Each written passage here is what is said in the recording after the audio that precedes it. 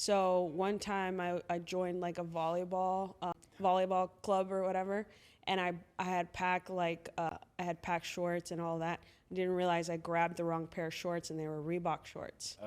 So I was like, do I go home? I already committed to this. So luckily I had a pair of leggings. It's like 80 some degrees, and I'm wearing leggings like frying, but you can't wear. So after that, wear Reebok. yeah. Wow. So after that, I put all my Adidas, all my Reebok, all of that in a bin, and I shipped it to my mom. I was like, I need Nike. Yeah. So I went. They actually have sample sales, what are called sample sales. So it's all of the stuff that they wanted to make and maybe didn't, or they put it up like when, say, Foot Locker is going to do their buy-in process where they decide like what they're going to buy. They kind of like recreate a store, and so they have all of this sample product. Yeah. Well, then what do they do with it afterwards? They sell it to employees. So they literally have this there was this day where they had this warehouse, and they just had like tables of stuff. And so it's like $5 shirts, $5 shorts, $5 leggings, $10 shoes, and you just like fill it back. So I went there. They just need to get rid of it. Yeah. So They're just trying to make costs essentially back. Get rid of it. Yeah, really just get rid of it. Door. I mean, and also it's like, it's a perk, right? It's a perk for employees. Yeah. So I went, I think I spent like $1,000. So if you think about like $1,000 of like $5 product, I had a whole new wardrobe. Right, so you had Christmases for people for everybody years, got Nike for Christmas that year. Yeah. I mean, that's good because I think, especially nowadays, a lot of it is like, working for these big companies is so terrible, and it's like, I don't know, sometimes some of them get some pretty good perks like this. It's the opposite, honestly. I call it the golden handcuffs. Yeah. It's, I mean, and even like when I was, as we're talking about that, there's a barber shop on campus, there's a bar on campus, there's a specific store that's only for employees. Can't go, there's the big employee store, which sometimes they give local access, but then there's a store on campus where they do limited releases, the gyms are amazing. We have athletes come on campus all the time. And it's called a campus. It's like a college campus almost. Like, it's beautiful. Like, there's no reason to ever leave, Yeah. So that was Beaverton, Oregon? Beaverton, Oregon. Nike? Right. Correct. Okay, so that's not even that close to Portland, though. It is. It's like maybe 30 minutes. 30 minutes? Yeah. Okay. All right. So I actually lived in downtown Portland and drove to work. And you every drove day. to work from there? Yeah. Okay. Yeah, because I was going to, I thought it was kind of out in the middle of nowhere, so I was going to be like, what was life like in Beaverton? But okay, you were in Portland.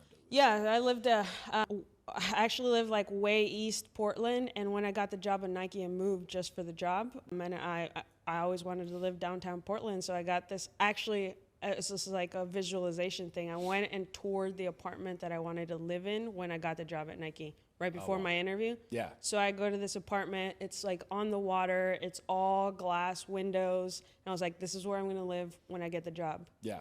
And so then when I showed up with at the interview, it was like, I already got the job. Like, I know it. I already got the job. Yeah. Yeah. Okay, so, and you were 1099 the whole time there? No, so I 1099, and I don't know if you know this, like in the Northwest, there's kind of this concept where like you can't 1099 for more than 9 consecutive months.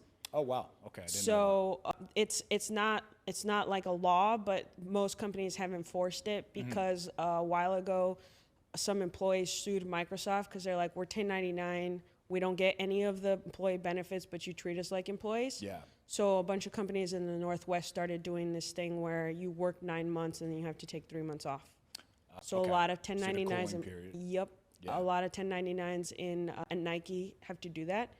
So where I was at was I had done my 9 months and I was working on this project, a new project that they didn't want me to leave. So they're like, there's this workaround. We're going to put you, I forget what it's called, but put you in this different position. And when I went to fill out the paperwork, like, do you want to sign up as a 1099 or do you want to give us an LLC? I was like, I can use an LLC. Yeah. So then at that point, I essentially became a vendor to Nike. So I had to go through a process to apply, and I became a vendor to Nike. And so like even right now, I'm an approved vendor of Nike. Yeah. And at that point, I was I was kind of working as a 1099 in a way, but I was an LLC at that point. Yeah. Yeah.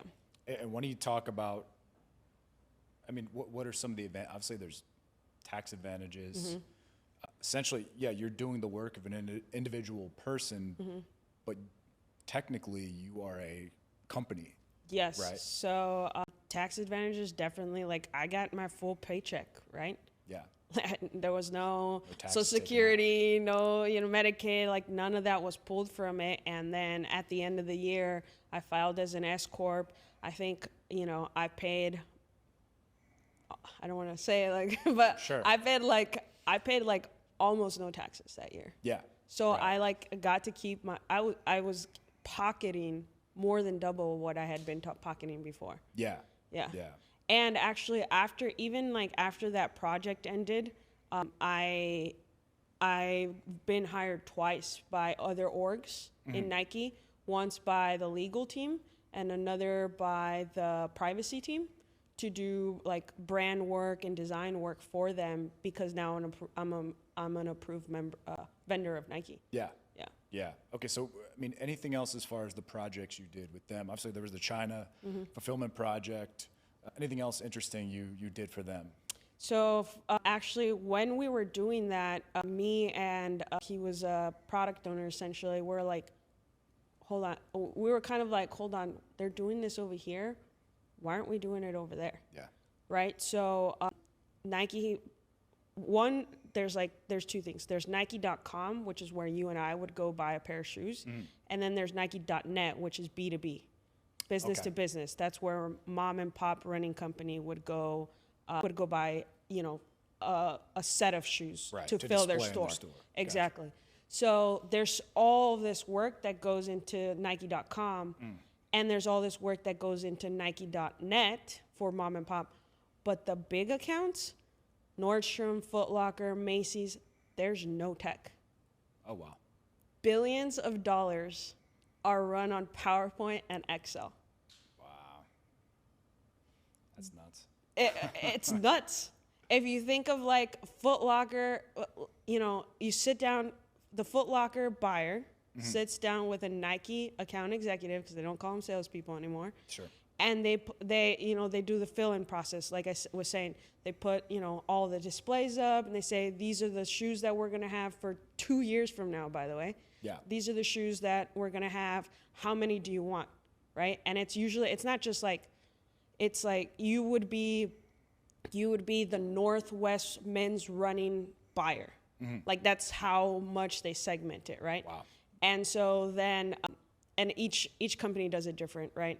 Some do it by geo, some do it by org or whatever. But anyway, so we sit down, you tell me how many you want, and we fill out an Excel form.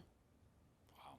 So if you think Billions of dollars. You think of all the manual entry, all of the things that could go wrong. Yeah. That is why there's an entire organization that is dedicated to fixing everything that went wrong over here. Yeah. And then you think about manual entry, all the things that can go wrong. Also, now you think about the designer decided, you know what, I don't want to make it in black. I'm going to make it in blue. Yeah. So now I have, and how do I know that? Right. So now when I find that out, I have to go to you and say, you know what, we're not making it in black. Do you want it in blue? At that point, you could say, no, never mind. I'm going to take the Adidas one instead. Wow. So now think of like how much is lost there, how much revenue is lost there, how many man hours that takes. So we kind of like saw this, right? And so I branded a project. Like we created a brand around this. Like, this is going to be a thing that we do. Yeah. We created a brand around it. We created a pitch deck. Like, we created some case studies, ran some numbers, and we pitched it to executives. And we're like, hey, we want to go work on this. This is how much money is. I think we got like $10 million. This is how much money it's going to take. This is what kind of the game plan is. But first, we need to understand all this better. Gotcha. So then we got to go to Amsterdam. We went to Florida. We went to New York, to like the different geos. We were supposed to go to Australia, but then COVID. And we went and like kind of saw how this process was working in all the geos. And we're like, this is crazy.